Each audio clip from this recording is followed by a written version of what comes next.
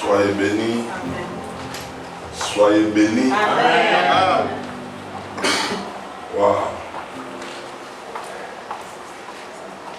Ce matin, nous bénissons le Seigneur parce qu'il ne cesse de nous faire du bien. Et aujourd'hui, je suis en train de clôturer le séminaire. Nous avions eu notre part hier, samedi, et aujourd'hui nous allons terminer. Tu peux me rappeler le thème?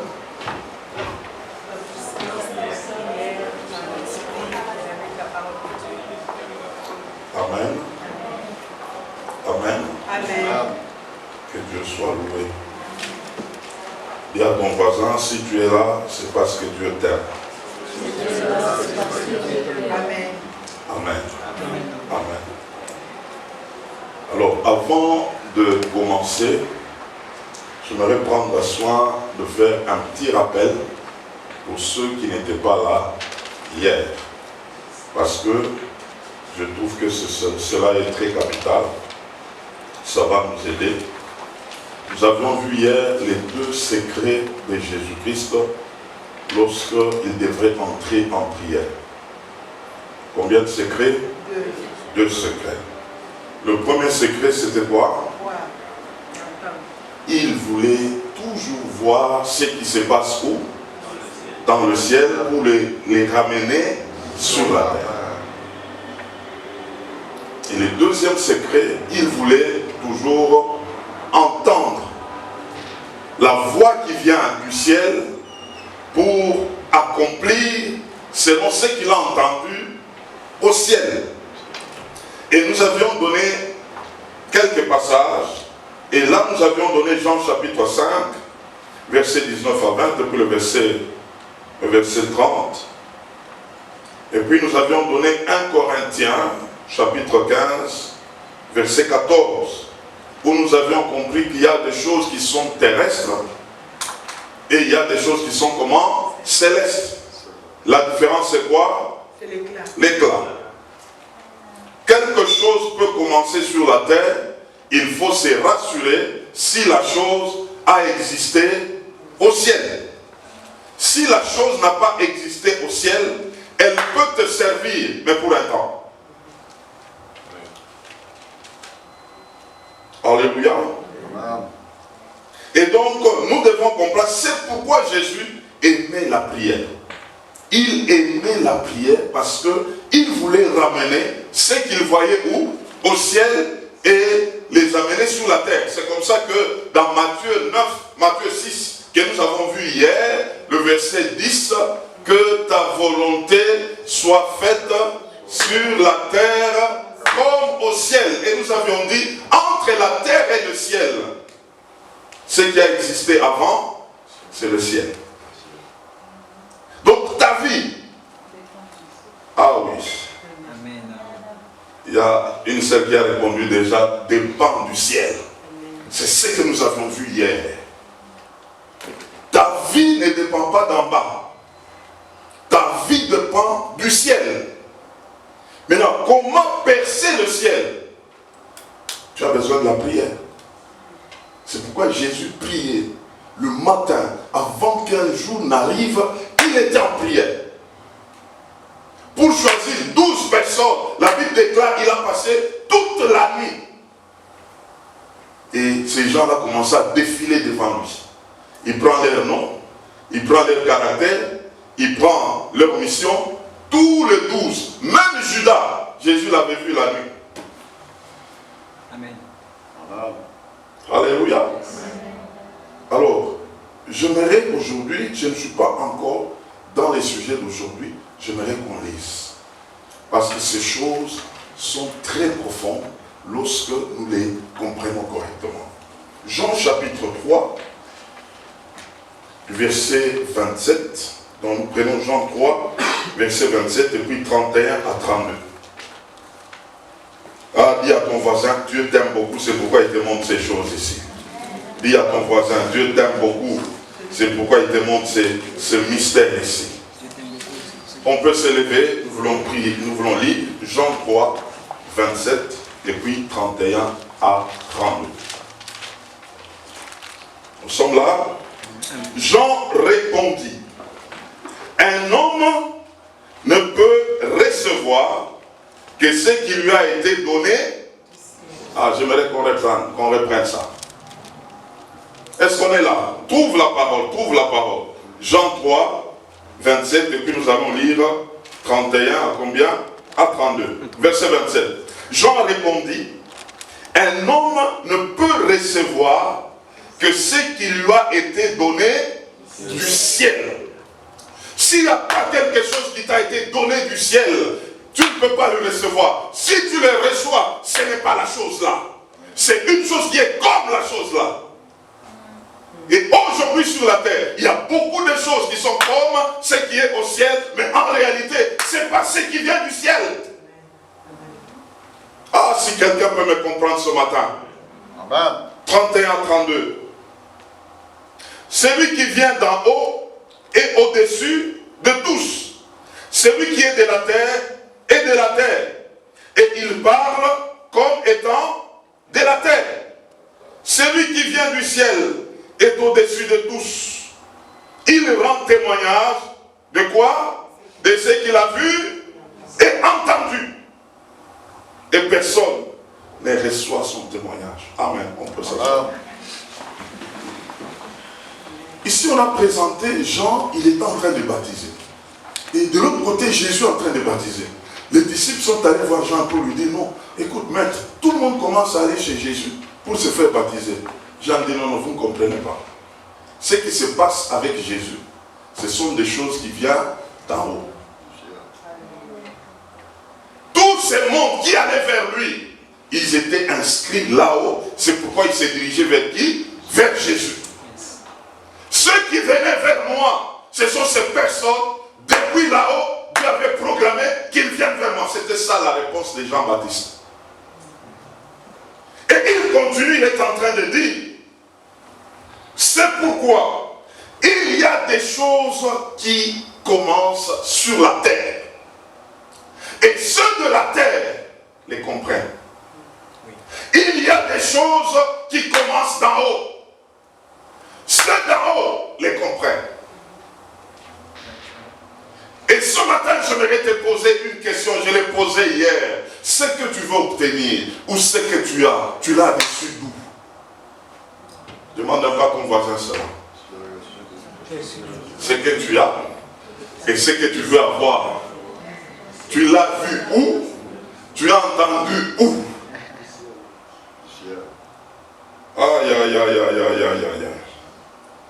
Et parlant de Jésus, il est en train de dire, tout ce qui vient d'en haut est au-dessus de ce qui vient de la terre. Parce que ce qui vient de la terre, c'est éphémère. Mais ce qui vient d'en haut, c'est éternel. Amen. Yes. Il y a des choses qui nous dépendent sur la terre, mais c'est pour un temps. Mais quand la chose vient d'en haut, c'est pour l'éternité. Amen. C'est pour l'éternité. C'est pour l'éternité. C'est pour l'éternité. C'est pour l'éternité. Ah, quand j'ai compris ces choses, j'ai dit, Seigneur, je ne veux pas les choses d'en bas. C'est ça. Je ne veux pas les choses d'en bas. Je peux te présenter des choses qui sont bien. Quand tu regardes, c'est bien. Et même le monde est en train de courir à toutes ces choses. C'est pourquoi le monde nous ment. Il y a des données que moi j'appelle des fausses données sur la terre. Et tout le monde, même les enfants de Dieu, veulent se ranger sur ces fausses données. Quelqu'un peut te dire comment réussir la vie. Il te donne comme modèle quelqu'un qui ne connaît pas Dieu. Parce que tu l'as vu avec des véhicules, avec des maisons, avec des comptes en banque. Et tu dis non, il a réussi. C'est ça le modèle. Tu commences à courir. Mais je voulais te dire, la chose ou les choses qu'il a, il les a vues d'où? Cette parole, si tu la suis, elle va te guérir. Amen. Tu ne vas pas trembler devant quiconque. Tu ne vas pas trembler devant ce que tu vois chaque jour. Il y a des choses que Dieu avait déjà préparées pour toi qui sont là-haut. C'est à toi de le ramener. C'est à toi de le saisir. Tu dois le voir et tu dois entendre. J'ai parlé même hier. même dans le mariage, il y a des mariages d'en haut, il y a des mariages d'en bas. Alors le mariage d'en bas peut commencer, ils peuvent même divorcer, mais là-haut, on regarde, il n'y avait pas mariage. Mais les gens étaient là. Pim pom, pim pom, pim pom, pim pom, pim pom. Et puis après, 10 ans après, ça disparaît. Non mais comment? Comment? Non, non, voilà, c'est un mauvais, c'est un mauvais. Mais quand tu regardes là-haut, là-haut dit, je ne connais pas ça. C'était leurs propres affaires de la terre. Ah, quand j'ai compris ces choses, j'ai dit non. Il y a des femmes qui se trouvent là-haut. Il y a des hommes qui se trouvent là-haut. C'est toi d'aller là-bas et de les tirer. Et si tu les tires, ils marcheront avec toi. Vous allez avancer. Vous allez faire du chemin. Les choses vont aller, vous n'allez pas courir. Yes. Oh, le monde est en train de nous troubler. Tu vas voir un enfant de Dieu malade. Malade, pourquoi? Parce qu'il a vu un païen en train de faire des choses. Regarde les gens qui ont réussi. Regarde comment ils ont fait. Regarde, tel, il a ça, il a ça, il a ça, il a ça. Mais ça vient d'où? Ça vient d'où? Et c'était inscrit là-haut. Il a vu là-bas pour les ramener. C'est pourquoi dans Jean 15, 5, nous avons vu hier, Jésus est en train de dire, je ne fais rien de moi-même. Sinon ce que je vois et entends de la part du Père. Et Jean-Baptiste nous dit ce matin que tout ce que je peux recevoir, ce sont seulement des choses qui doivent être inscrites où? Alors, il y a un texte. J'aimerais que vous le donniez. On ne l'a pas lu. Genèse chapitre 13, versets 10 à 11 et versets 14 à 15. Genèse combien? 13, 10 à 11, 14 à 15. Il y a deux personnes là. La première, c'est Lot. Lot marchait avec son oncle qui? Abraham. Mais il est arrivé à un moment, il fallait qu'il se sépare parce que Abraham avait une mission avec Dieu. Abraham parle à Lot. Il dit, moi, au moment où nous sommes, il faut que chacun prenne sa route. Maintenant, si vous lisez, Abraham dit à Lot, Lot choisit là où tu dois aller. Maintenant, la Bible dit, Lot leva les yeux. Alléluia. Lot fera quoi? Il a fait quoi? Il a levé les yeux. Il a vu une plaine. Une plaine qui était arrosée. Et la Bible dit, cette plaine était comme les jardins de l'Éternel. Ce n'était pas les jardins de l'Éternel, mais elle était comme les jardins de l'Éternel. Et attiré par ce regard, Lot s'est dit, je vais là-bas. Mais ne sachant pas qu'est-ce qui était derrière cette plaine arrosée qui était comme les jardins de l'Éternel. C'est là qu'on retrouve Sodome et Gomorrhe. Mais en regardant, qu'est-ce qu'il a vu? Une plaine arrosée qui est comme les jardins de l'Éternel. Il s'est engagé en se servant de ses yeux. Quand il est parti, maintenant Dieu parle à Abraham. Il dit, Abraham, comme l'autre est parti, lève-toi maintenant les yeux. Regarde. L'autre a levé lui-même les yeux, mais à Abraham, il a entendu une voix qui lui a dit, lève maintenant tes yeux, regarde. Regarde au nord, regarde à l'est, regarde à l'ouest, regarde au sud. Tout ce que tu vois, c'est ce que je te donne. Il a levé ce regard par le signal de qui? Le signal de Dieu. Mais l'autre a levé aussi les yeux par le signal de qui? Son propre signal. Ce que tu vois, tu les as vus avec le signal de qui? Ne demande pas ton voisin. C'est que tu vois, tu les vois. Aïe aïe aïe aïe aïe aïe aïe aïe aïe aïe. Aïe aïe aïe aïe aïe aïe aïe aïe. Le monde d'aujourd'hui a tendance à devenir comme un paradis.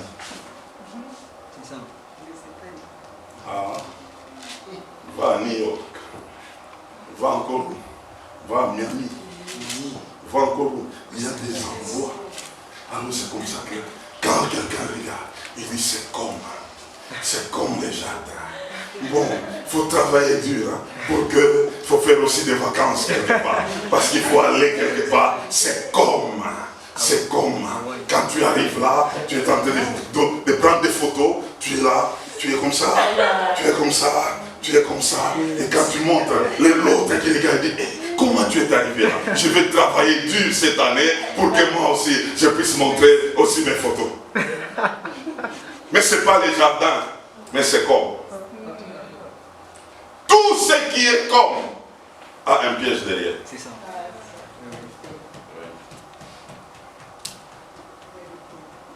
Et le pasteur dit des choses là.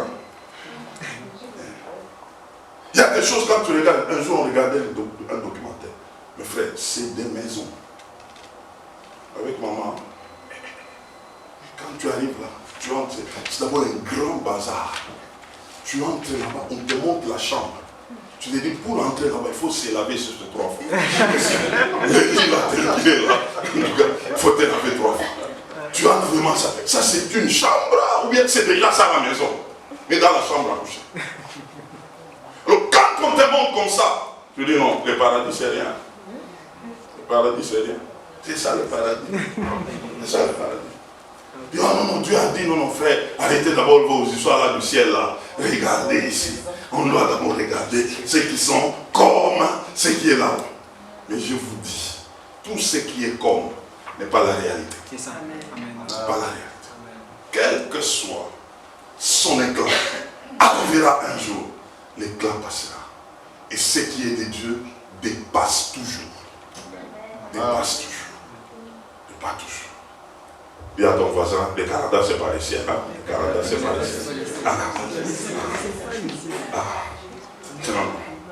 Non. C'est pas ça. Alors ce matin, nous voulons voir comment entendre et comment voir. Parce que c'était ça notre problème, n'est-ce pas? Du moins pour ceux qui étaient avec nous le matin. Enfin, hier. Comment entendre? Comment voir? Avant de répondre à cette question, j'aimerais souligner quelque chose de très important. J'aimerais te dire ce matin que la prière n'est pas l'affaire de tout le monde. La prière, c'est une affaire des enfants de Dieu sauvés. Ah, je reprends ça. Je dis quoi? La prière n'est pas l'affaire de tout le monde. Il n'était pas encore arrivé de dire à quelqu'un, non, bon, tu vois comment tu es là. Bon, il faut prier, il faut prier. Mais si cette personne n'a pas Jésus-Christ, ce que tu dis là, ça n'a pas de fondement. Il faut lui dire, tu dois rencontrer Jésus. Parce que toute prière n'est pas prière. Et c'est ce qui nous a piégés dans beaucoup de choses. Et jusqu'à poser des questions aux gens. Tu pries où? Tu pries où? Ce n'est pas l'affaire de prier où. As-tu déjà rencontré Jésus-Christ? C'est par là qu'il faut commencer. Amen. Est-ce que quelqu'un m'entend? Yes. Alors quelqu'un va te dire, il te répond aussi. Non, je prie à telle église. Et d'ailleurs, mon pasteur, il te donne même les notes de son pasteur. Et puis tu dis, ah ok, c'est bon. Donc lui, il connaît déjà le Seigneur, il peut s'arrêter. Non, frère. Il faut savoir si on a rencontré qui? Jésus-Christ. On a rencontré qui? Alors, pose un peu la question comme ça. Tu as déjà rencontré Jésus. Alléluia. Ne pas comprendre ça, on va arriver à prier, mais on va prier mal. Alléluia. Mal, nous avons vu ça hier et même avant-hier, Jacques 4, verset 3. Pour satisfaire nos passions. Il y a des prières comme ça. Quelqu'un a fondé sa vie de prière pour satisfaire quoi? Ses passions. Pour satisfaire le jardin comme de l'Éternel. Pour satisfaire ses convoitises pour aller à Miami. Pour satisfaire ses attentes pour rouler carrosse. Je ne dis pas que ce n'est pas mauvais de rouler carrosse, mais il faut que ça vienne d'en haut. Amen. Alléluia. Il faut que ça vienne d'en haut. Il faut que ça vienne d'en haut. Sinon, ça peut te perturber. Ça peut te perturber. Alors, j'ai 4 points qui vont nous aider ce matin à comment entendre et comment voir. Qui peut me donner le premier point? Prier. Hein? Nouvelle naissance. Voilà. La nouvelle naissance, rencontrer Jésus. Vous allez si vous commencez à vous habituer avec ce que je communique, dans mes principes, je commence toujours par quoi? La nouvelle naissance. On ne peut pas sauter ça, frère. Il y a déjà, bon, ça c'est déjà fait, c'est déjà avant autre chose. Non, c'est pas encore fait, frère. On doit creuser là-dedans. Amen. On doit savoir un peu, est-ce que tu fonctionnes par la nouvelle naissance? Tu vis par la nouvelle naissance. Parce que par la nouvelle naissance, qu'est-ce qui se passe? Il s'agit de l'homme intérieur en toi qui doit s'élever. Et cet homme intérieur, c'est l'homme esprit. Parce que c'est lui qui était mort, c'est lui qui reprend la vie, c'est lui qui doit entrer en scène. Et j'aimerais te dire ce matin, selon Jean chapitre 10, verset 1er, verset 7, verset 9, la Bible est en train de présenter Jésus-Christ comme la porte. Il dit, je suis la porte de brebis. C'est qu'il faut passer par la porte pour entrer dans le royaume de Dieu. Et la clé de la porte là, c'est Romains chapitre 10, verset 9. Il ne suffit pas de se retrouver sur la porte. Tu peux être sur une porte, mais lorsque la porte est fermée, tu ne peux pas accéder. Il te faut la clé. La clé du royaume, c'est le Romains chapitre 10 et le verset 9. Quiconque va confesser que Jésus-Christ est mort et ressuscité, il est sauvé. Amen. Ça, c'est la clé. Mais la porte, c'est Jean 10, où Jésus se présente comme « Je suis la porte de brebis. Celui qui entre par moi, il sera sauvé. » Et là, il te dit, la clé est chez Paul, dans Romains 10, verset 9. Allez vous servir de cette clé. Et c'est laquelle confesser que Jésus-Christ est mort et ressuscité. Je suis sauvé.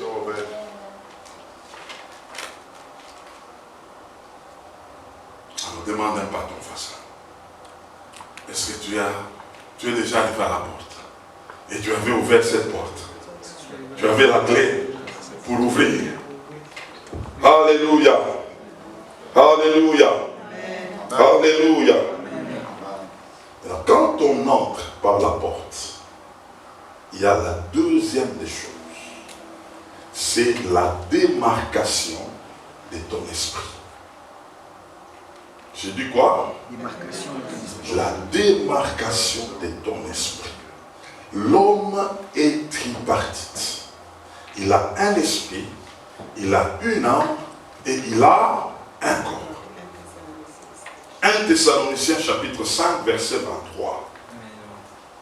Alors, les trois parties de l'homme ne fonctionnent pas directement ensemble. Il faut d'abord une démarcation. Et la démarcation, c'est de ton esprit. L'esprit, parce que c'est lui qui doit accueillir le Saint-Esprit, il doit se disposer pour que le Saint-Esprit entre en lui. Amen. Parce que c'est le Saint-Esprit qui fait de toi un enfant de Dieu. Selon Romains chapitre 8 et le verset 16. C'est lui, le Saint-Esprit, qui fait de toi un enfant de Dieu. Et Job 32, verset 8 est en train de dire, en réalité, dans l'homme, c'est l'esprit. C'est le souffle du Tout-Puissant qui donne l'intelligence.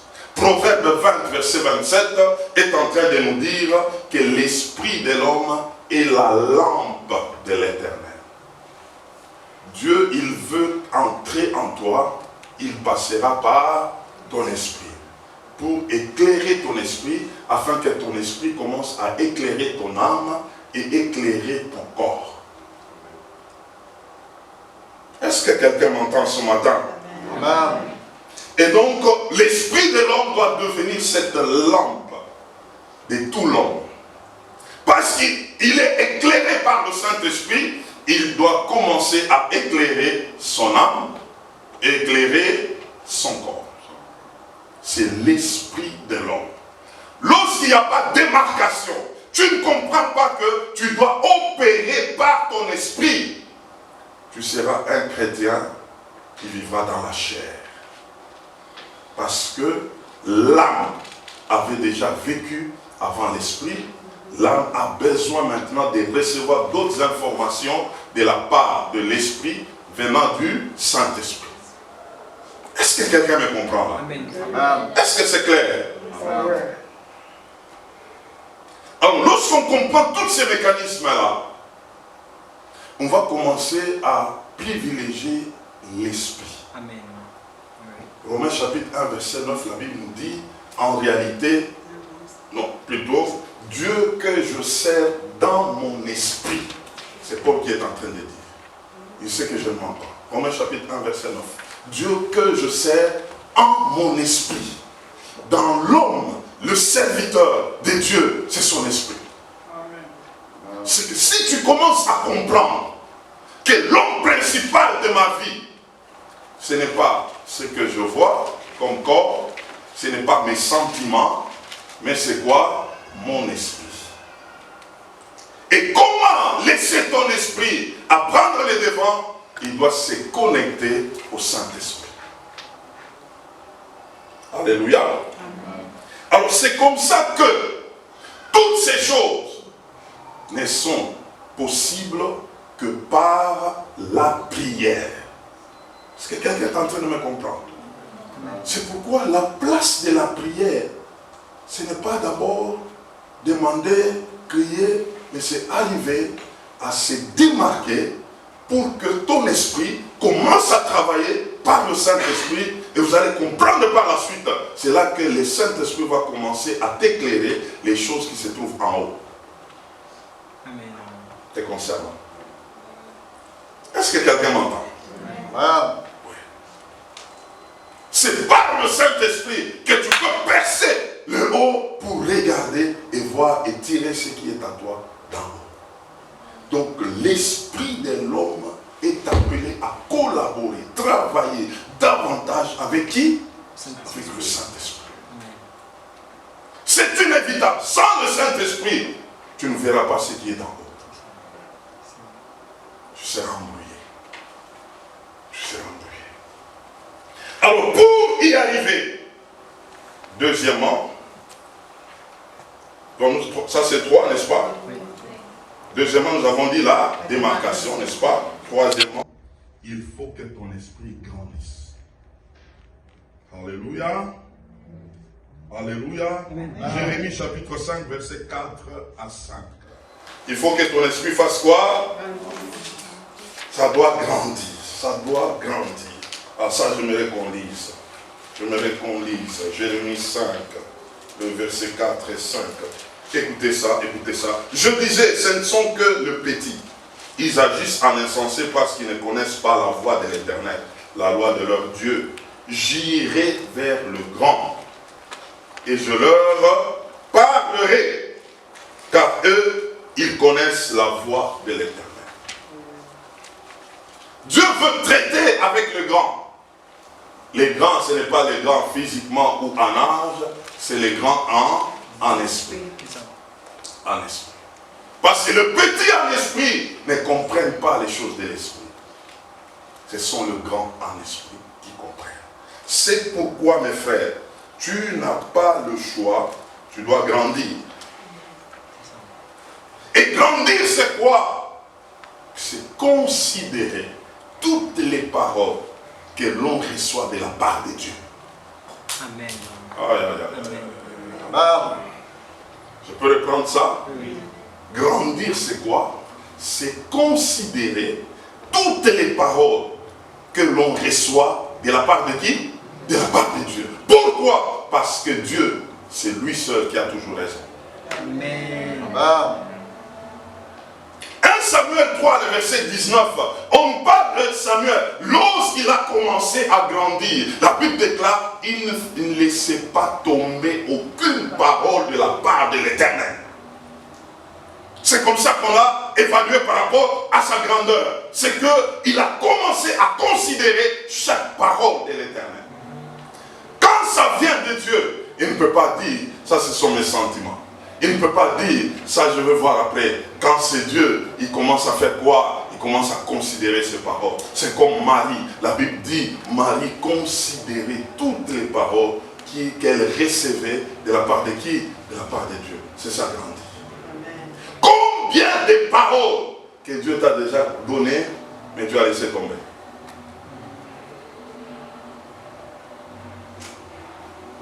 Ah bon, ça, c'est seulement mes pensées. Ça, on va voir ça après. C'est pourquoi un enfant de Dieu qui grandit, il doit marcher, il doit travailler avec son cœur. Tout ce qu'il reçoit de Dieu, il faut le mentionner. Il faut le mentionner. Il faut le mentionner. Tu ne sais pas quand est-ce que ça va te servir. Quand est-ce que ça sera l'accomplissement. Mais Dieu lui parle, il n'est pas dans le temps.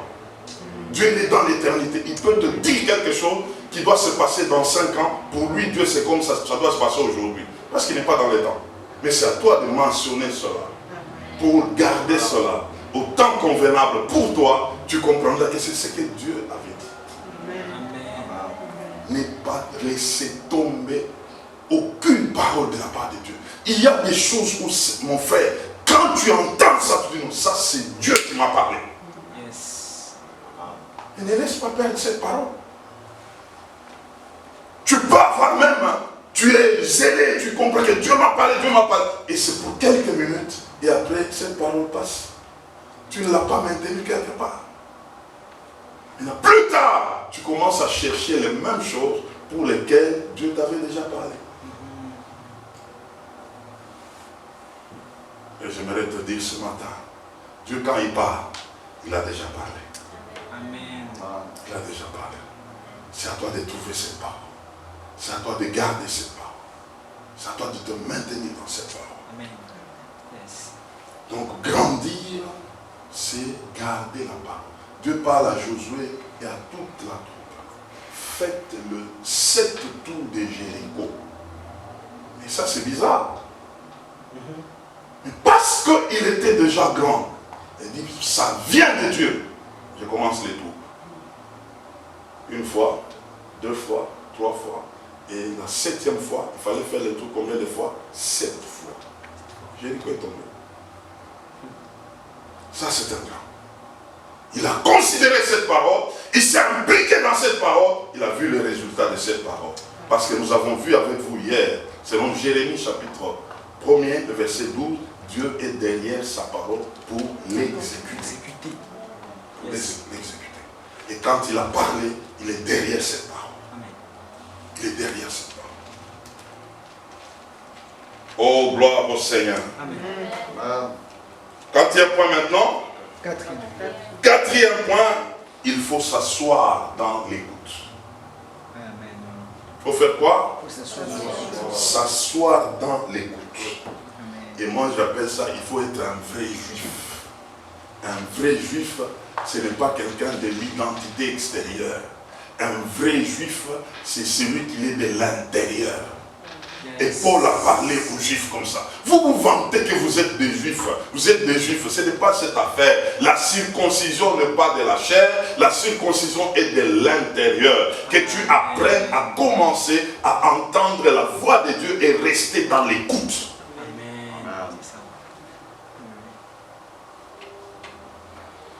Ah, c'est ici. Maintenant vient le travail.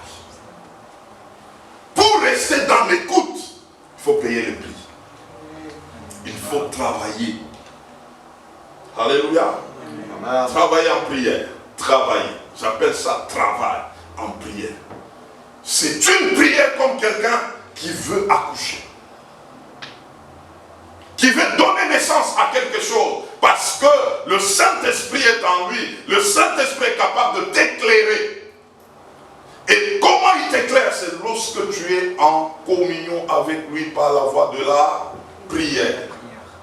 C'est là que la prière commence à travailler. Vous savez, il y a des moments où tu peux être devant un problème, on te pose un problème, tu peux dire à quelqu'un, Oui, j'ai entendu, mais laisse-moi prier. Laisse-moi prier. Je vais te revenir. Mais les gens du monde, tu lui présentes quelque chose. Il est là, il te dit, ok, j'ai bien noté. Bon, je vais te donner un rendez-vous. Qu'est-ce qu'il va faire? Il peut aller, et même, qui a déjà remarqué, même quand vous appelez à des entreprises ici, tu appelles à la banque, on te dit, ok, on va te transférer la personne indiquée. Mais en réalité, ce n'est pas ça. Ils sont en train maintenant d'étudier ton dossier. Il tape, il commence à regarder mon crédit. Merci beaucoup pour votre patience. On vous transmet, on est en train de checker. Et avec Dieu, tu es devant un problème. Dis à la personne, attends-moi, je vais faire quoi? Je vais checker. Je vais travailler avec Dieu. Je veux voir si la chose se trouve où? Là-haut. Je dois travailler à ça. C'est par là que la prière devient quelque chose d'indispensable. L'apôtre Paul est en train de parler dans 1 Corinthiens 14, verset 2, que celui qui parle en langue, il ne parle pas aux hommes, mais il parle à Dieu. Il est en train de fréquenter Dieu. Il est en train de travailler avec Dieu. Dieu, c'est la haute sagesse. Quand tu travailles avec lui, selon Romains chapitre 16, le verset 27, la Bible est en train de parler à Dieu seul sage. Le sage ici sur la terre, il n'y en a pas qui peut s'égaler à Dieu. Amen. Alors quand tu pries, tu es en train de consulter le sage des sages. Et Romains, Proverbe plutôt chapitre 13, le verset 20 nous dit, celui qui fréquente les sages devient sage.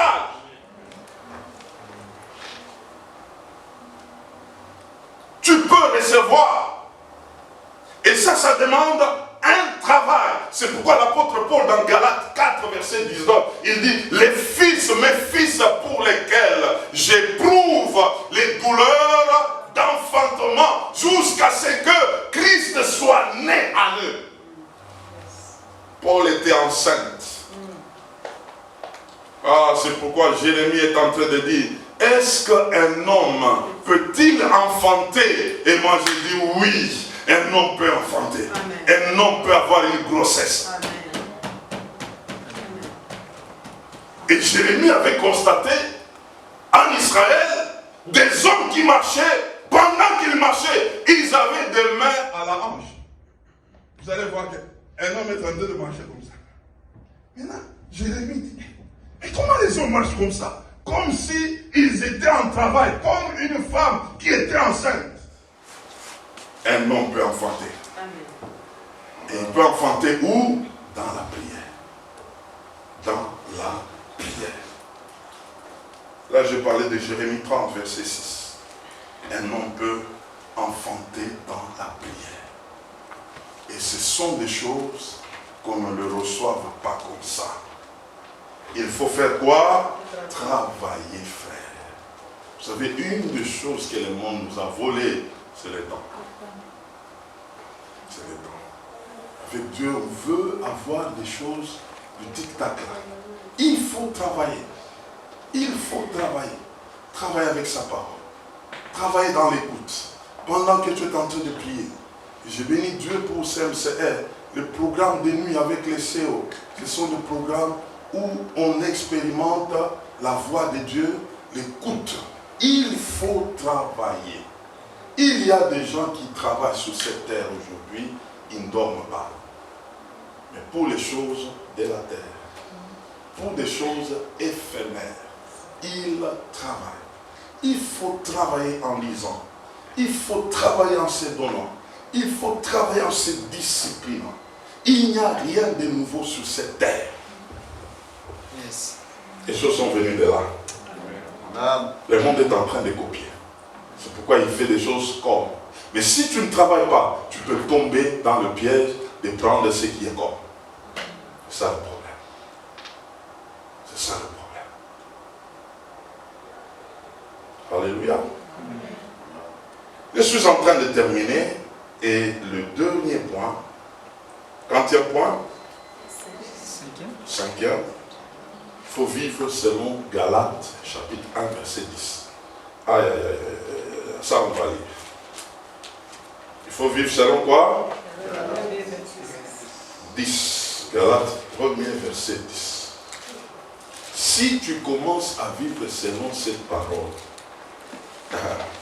les choses vont changer, frère. Est-ce que quelqu'un a pris sa Bible? J'aimerais qu'on lise ça. On lit ça, on lit ça, on lit ça, on lit ça. Oh, gloire au Seigneur. Et maintenant, est-ce, Galates 1, verset 10, est-ce la faveur des hommes que je désire ou celle de Dieu? Est-ce que je cherche à plaire aux hommes? Si je plaisais encore aux hommes, je ne serais pas serviteur de Christ. Cette parole m'a coûté.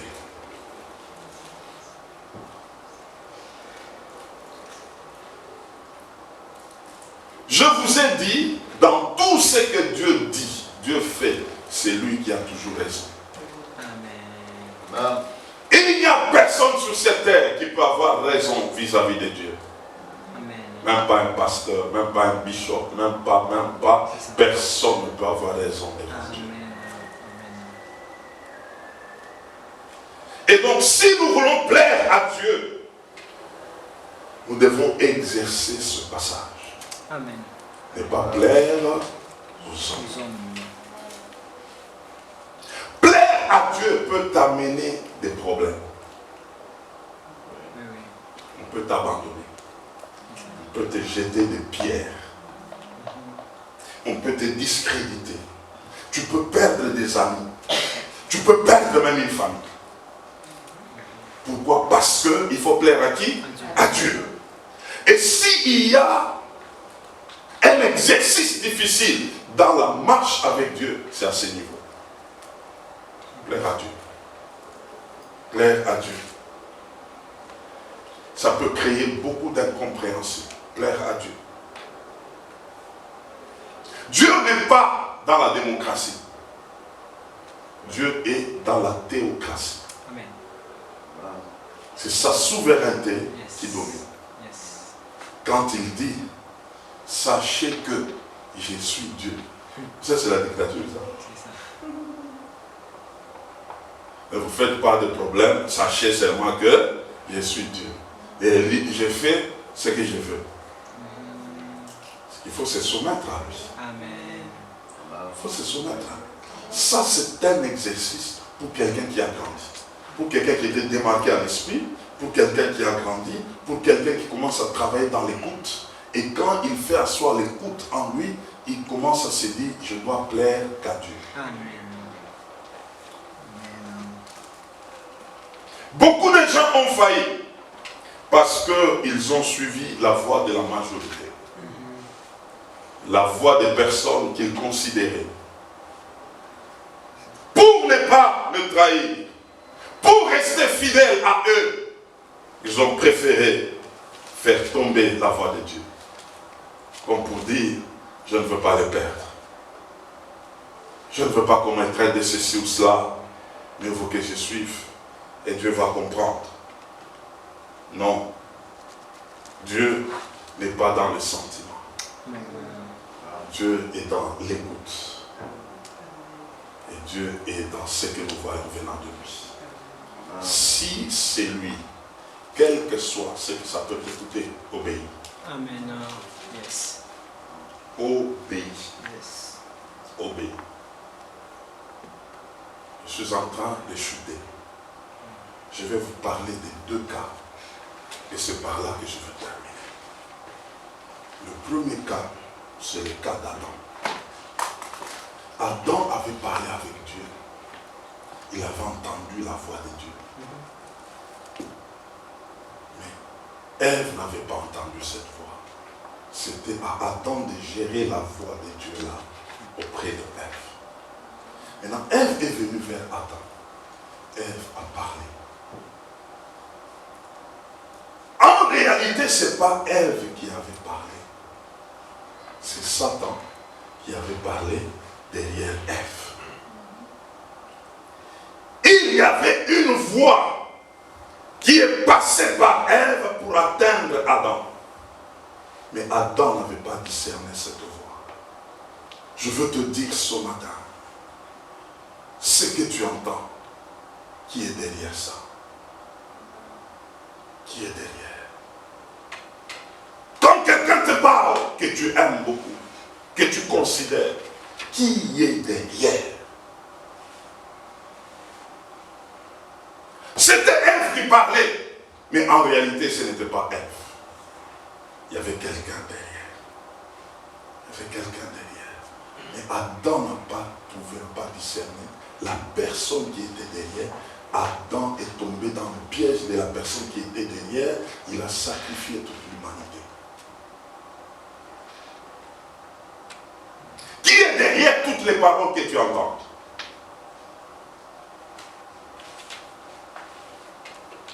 C'est là que Galates 1, 10 doit faire quoi? Doit travailler. Il y a un homme de Dieu que j'aime, et d'ailleurs il est mort, même l'autre aussi, il est déjà mort. C'était un papa, il était connu, je ne vais pas citer son nom. Il faisait des campagnes d'évangélisation de grands papas. De grandes campagnes. Alors cet homme, il parlait anglais, il fallait que l'autre, un autre homme de Dieu l'interprète. Ils étaient en pleine campagne. Alors lui parlait comme évangéliste, il parle. Dieu est allé. L'autre interprète en anglais. Il répond là, Dieu est allé. Non, l'autre parlait en anglais, l'autre interprétait en français. Il parle en anglais, l'autre interprète en français. Puis il arrive à un moment, il a dit quelque chose. Dieu a fait ceci. L'autre n'a pas interprété. Il dit, interprète. Il dit non, c'est pas biblique.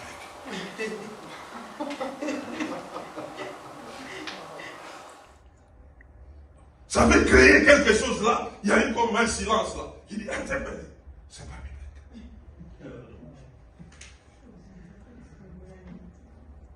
Hein? Il fallait qu'elle interprète seulement. C'est ça, Galates 1:10 là. Il dit non, non. En tout cas, Dieu n'accepte pas ça. Ça ne vient pas ça, ça ne vient pas de Dieu. Je ne parle pas. Combien de gens ont parlé quand Dieu n'a pas parlé? Par respect, par considération, pour plaire. Non, non, faisons seulement, Dieu va comprendre. L'autre a dit non, non, c'est pas biblique. C'est pas biblique. Une autre personne, ah celle-là je l'aime, c'est Jésus-Christ. Yes. Jésus était devant la même situation qu'Adam. Devant qui? Devant Pierre. Avec Ève, on voulait empêcher à toute l'humanité de faire quoi? De suivre la même voie. Par Ève, Satan derrière, et Satan atteint toute l'humanité. Jésus aussi, par Pierre, Satan voulait atteindre toute l'humanité. Parce que la parole était quoi? Ne va pas à la croix. Mais Jésus entend cette voix, il dit non, non, non, non, non. Il y a quelqu'un derrière, c'est pas Pierre. C'est pas Pierre. Quelqu'un derrière. Oh, ce matin, s'il y a quelqu'un qui est derrière toi là, il est en train de partir. Il est en train de partir. Il est en train de comprendre qu'on est en train de le découvrir. Il est en train de partir. Jésus regarde et dit non, non, ça ce n'est pas Pierre. Comme ce n'est pas Pierre, je ne veux pas m'attaquer à Pierre. Je veux m'attaquer à celui qui est derrière. Celui qui a utilisé seulement la voix de Pierre. Mais il n'a pas, c'est pas Pierre. C'est pourquoi Jésus regarde et dit non, non, non, non, non. Il n'a même pas dit à Pierre, mais il dit à qui? À Satan, il dit arrière de moi Satan. Yes. Si tu commences à apprendre à dire aux voix qui s'infiltrent dans des personnes que tu peux même considérer, tu commences à les attaquer en disant arrière de moi Satan. Je n'ai pas de problème avec toi, mais j'ai le problème avec la voix qui s'infiltre. C'est ça le problème. Quelle est la voix qui est en train de s'infiltrer pour te donner des idées? Quelle est la voix qui s'élève lorsque tu te fâches? Oh, la voix là arrive et commence à dire ça, dis ça, dis ça, ce n'est pas toi. Il y a des infiltrés. Il y a des infiltrés. Il y a des infiltrés qui déroutent beaucoup d'enfants de Dieu aujourd'hui. Mais Jésus a dit de Pierre, non, ce n'est pas toi Pierre, il y a quelqu'un derrière. Et Jésus a dit non à cette voie et toute l'humanité a obtenu le salut. A obtenu le salut. Il y a certaines choses que tu es appelé à faire pour que plusieurs se retrouvent. Mais ça peut t'écouter. Ça peut t'écouter. Ça peut t'écouter. Ça peut t'écouter. Ça, je dois te dire la vérité. Ça peut t'écouter, mais ça va sauver plusieurs. Mais quand toi tu regardes les prix là, tu dis non, non, il faut que je suive l'infiltré là, tu risques de rater les choses. Et donc avec tout ça, cela nécessite quoi? La prière. Est-ce que quelqu'un a compris l'importance de la prière? Amen. C'est pourquoi nous prions. C'est pas que nous prions, Seigneur, donne-moi, Seigneur, donne-moi, Seigneur, je vais aller, Seigneur, je vais avoir, Seigneur. Non, il y a tout ça pour que nous soyons à mesure d'entendre et de voir. Et on nous a dit ce matin comment entendre et comment voir. Tu t'appliques à ça, tu feras moins des erreurs. Amen. Je dis bien moins d'erreurs. Tu t'appliques à ça. Quelqu'un te brutalise. Tu dis, ok, j'ai entendu. Mais laissez-moi faire quoi? Voir. Si c'est inscrit où? Là-haut.